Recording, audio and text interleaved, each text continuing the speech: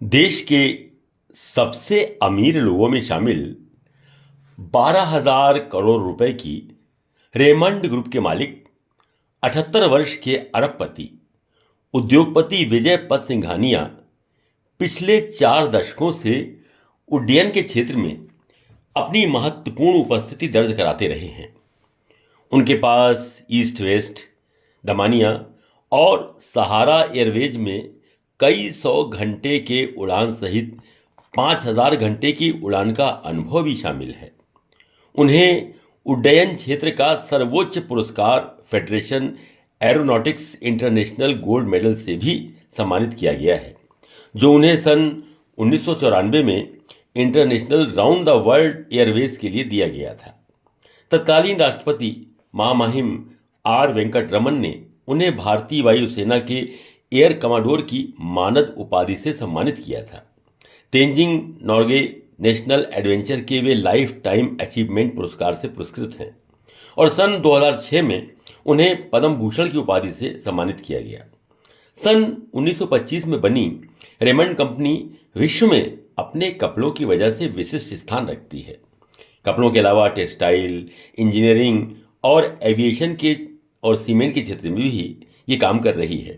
विजय पत जी ने सन 1980 में इसकी कमान संभाली थी और सन 1990 में देश के बाहर ओमान में कंपनी का पहला विदेशी शोरूम खोला, लेकिन सामान्य दूरदर्शिता का उल्लंघन कर गलती से विजय पत सिंघानिया ने सन 2015 में अपनी कंपनी के सारे शेयर अपने बेटे गौतम सिंघानिया को दे दिए और इसका दुष्परिणाम भोगना पड़ा।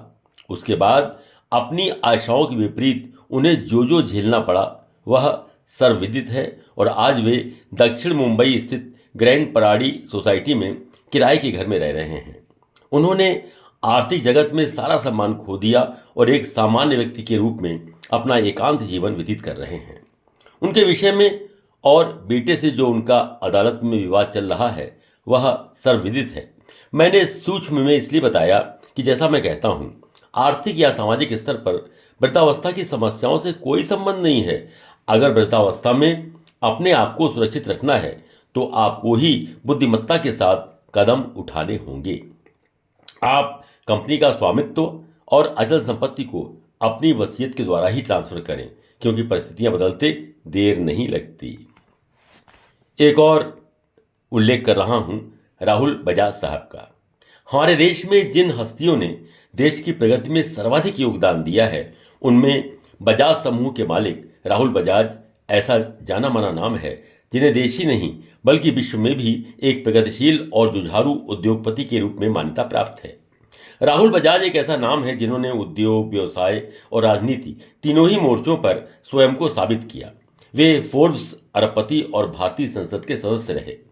राहुल बजाज मुझे इसलिए याद आते हैं कि सफल बिजनेसमैन बनने के लिए उन्होंने सरकारी सहयोग के बिना अपनी कुशलता और परिश्रम से अपने उद्योग को ईमानदारी से बढ़ाया। उनके दादाजी श्री जमनालाल बजाज, जो गांधी जी के 5वें बेटे कहे जाते थे, उन्होंने एक स्टील मिल और एक चीनी मिल खरीदी और सन 1945 में उनके पिता श्री कमल नयन बजाज ने बजाज ऑटो की स्थापना की।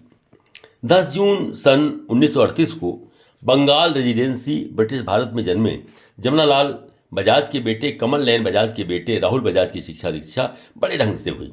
दिल्ली के सेंट स्टीफन कॉलेज से अर्थशास्त्र में ऑनर्स डिग्री के साथ स्नातक और मुंबई में कानून की डिग्री और फिर यूएसए के प्रतिष्ठित हार्वर्ड बिजनेस स्कूल से भी शिक्षित राहुल ने सन 1970 के दशक में, जब सरकार की मंजूरी के बिना कुछ भी नहीं किया जा सकता था, उस समय सन 1968 में मात्र 30 साल की उम्र में बजाज ऑटो लिमिटेड के सीईओ का पद संभाला। वे अपने समय के सबसे कम उम्र के सीईओ बने। बजाज ऑटो को प्रगति के उच्चतम स्तर तक पहुंचाकर सन 2005 में उन्होंने अपने बेटे राजीव को समूह के प्रबंध निदेशक का पद सौंप दिया। सन 2006 से सन 2012 की अवधि में वे भारत के संसद के उच्च सदन राज्यसभा के सदस्य चुने गए और सन 2001 में उन्हें पद्म भूषण की उपाधि से भी सम्मानित किया गया। आप स्वयं सोचिए कि 7 अरब 2 करोड़ रुपए से बढ़कर बजाज ऑटो का कारोबार 46 अरब 16 करोड़ हो जाना क्या माने रखता है।